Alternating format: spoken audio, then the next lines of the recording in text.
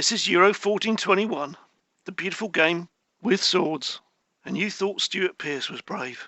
In the last battle, Austria just edged past the Italians.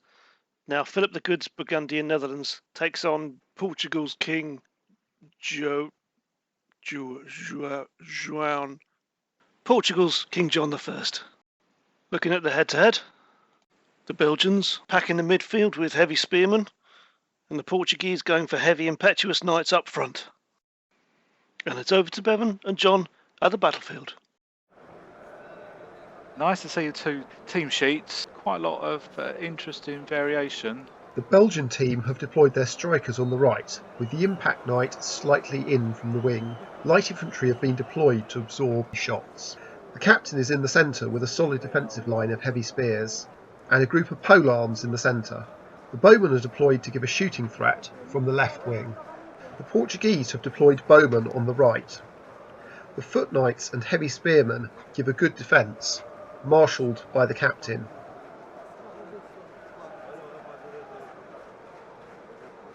The guy looks like he's going to be knocked off his horse with the flag.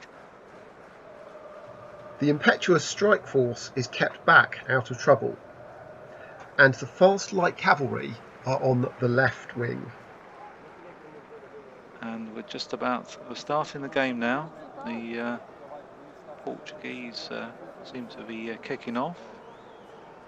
It's a nice day here near Brussels. Portuguese have travelled quite a long way to get here, so let's hope it's worthwhile. The defensive line moves forward in support to pin back the opposing team.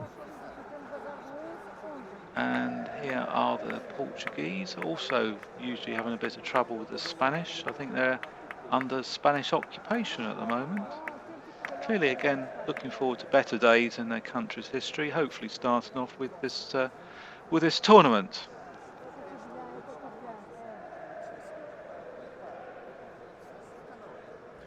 On the left wing, the light horse use their speed to get in position for some early shots. Yeah, they seem quite anxious to move. Clearly, they want to get this battle over with. They've obviously got an early lunch booked somewhere. Yes, first firing, I The lone Belgian bowman surprises everyone, including himself, with a scoring shot. It's always an event to celebrate, first goal at the Euros. And now it's the Belgians' turn. What are they going to do? The Belgians move to the left as they advance, but will have to cope with a Portuguese overlap down this wing. Keeping a fairly straight line.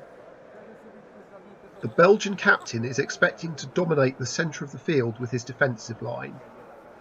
Expect a high press and plenty of physicality.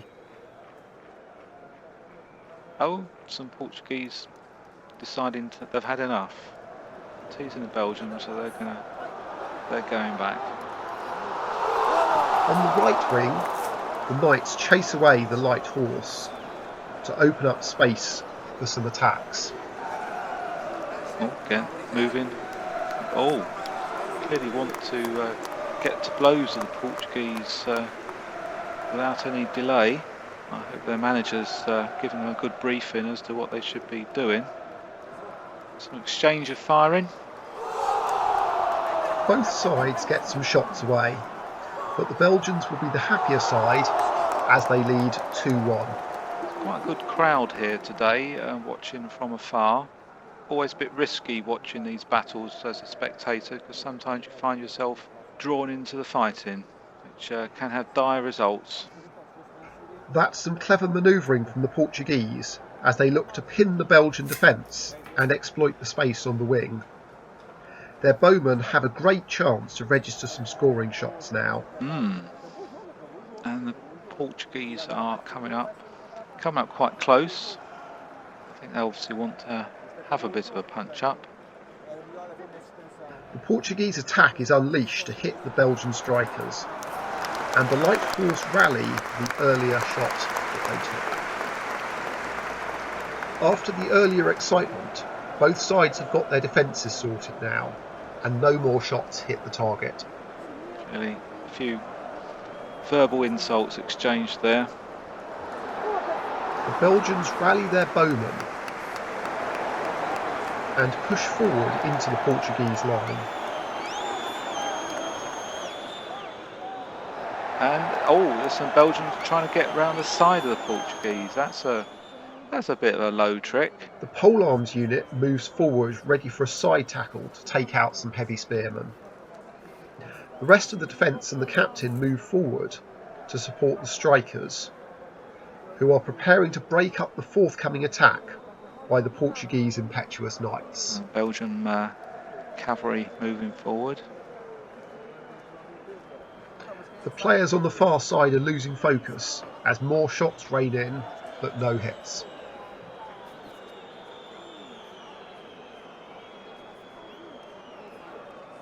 More damage is done as the two lines clash though, with each side scoring and the match advantage remaining with the Belgians.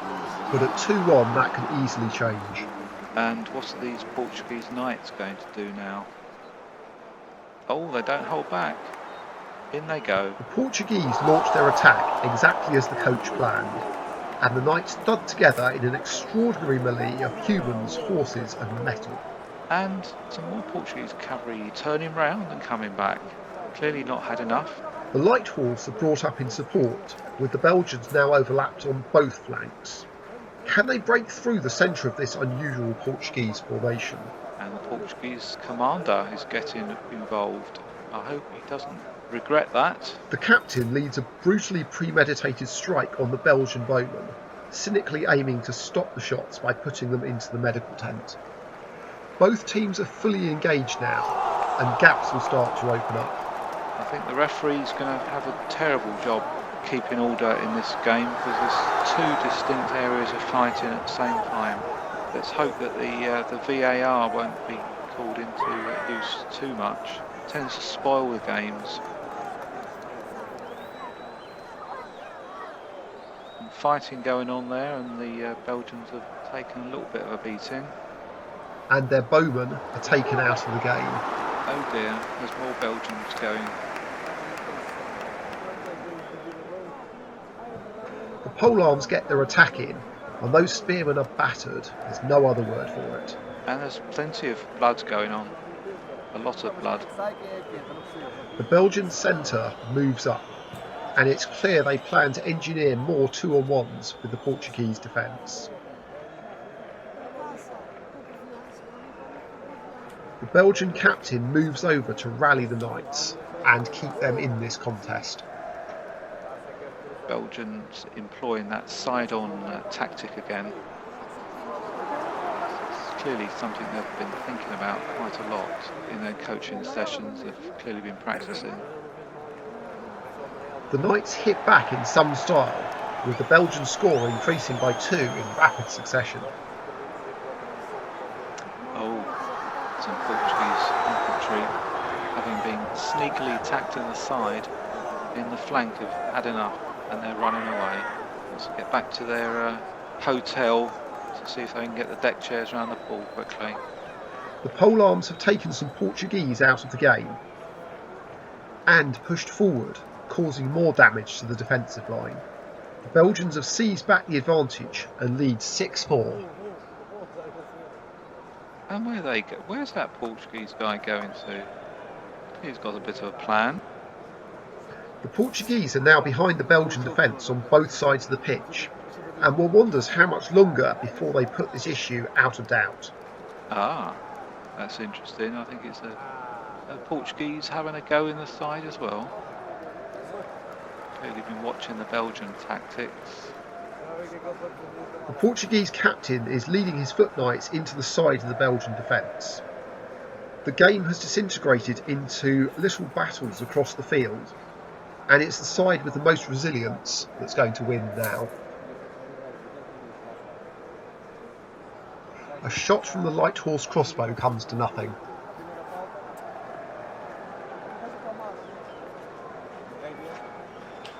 The Belgian defence is broken, and they're losing points on the far side of the pitch. And the Portuguese pressing their attack in the flank again. It's very, very messy. Who knows what's going to happen? And some more Portuguese, I think. Oh, the Portuguese have had enough on the cavalry from that flank. They're running off into the changing room as well. Who would have thought it? This battle is very messy. Very messy indeed.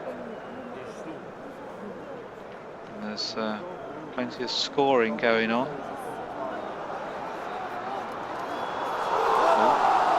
Oh, a Belgium unit decided had enough there. The Belgian captain takes out the Portuguese knights, getting on the scorecard and restoring a level of parity. Unfortunately, the other unit of Belgian knights rout, and the light infantry pinned in place by the Portuguese are trampled in the ensuing pursuit. The referee really needs to get a grip on this game before it turns into a major slaughter. Belgians are running away and the Portuguese are running another direction. Total confusion. This really is very brutal, very brutal. At 7-8, the Belgians know that one more strike will lose it for them, and they form up the best defence that they can in the circumstances. Some more attacking in the side there. I think it's the Belgians. Yes, I think it's the Belgians. The fate of each nation, it will be decided. Who's going to remain in the tournament and who's going home. Well, the Belgians don't have to go very far if they're going home, because they're here already. They can sit back for a couple of hundred years planning for their independence. There are lots of gaps and confusion in this match.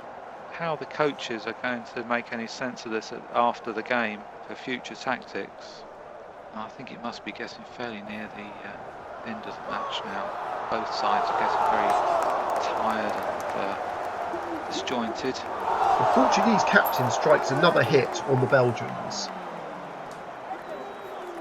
The Belgian captain has taken out a unit of knights, and the ensuing pursuit clears the light horse off the field as well. Oh, it's 9-9. It's full time. It's going into extra time. Gosh, what do the crowd make of this? Do they want to go through extra time? It's all very nerve-wracking for the supporters. As the whistle goes, the score is 9-9. The Belgians dominate the centre, but the Portuguese have the wings. Both sides have given everything, and as we move into extra time, the coaches survey the field.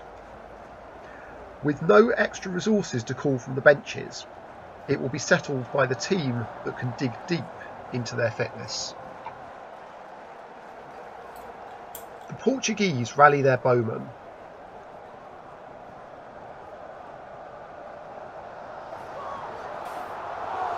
A shot against the Belgian knights could prove decisive. Both sides are very, very tired now. What they want to avoid is obviously going to penalties. And now both sides lose another unit to make it 11-9. Huge amounts of injuries. It's going to be very hard for whoever wins this to get ready for the next game. Counting down the last few minutes of the game, I can see the Belgium and Portuguese captains coming to blows. Captains are fighting it out. The Belgians rally their knights, and the captain leads a desperate attempt to pull the score back and take this match to penalties. But it's the Portuguese who take the game at the final whistle, with the last score giving them an 11-9 victory after extra time. There we are, yes.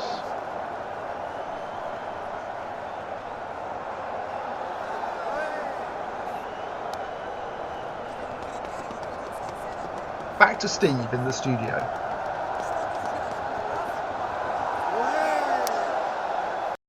Apologies for the sound quality there. Sounds like Bevan was recording from inside his helmet again. It's pretty dangerous in that commentary box. Next time, France take on the Cantons. Thanks for watching.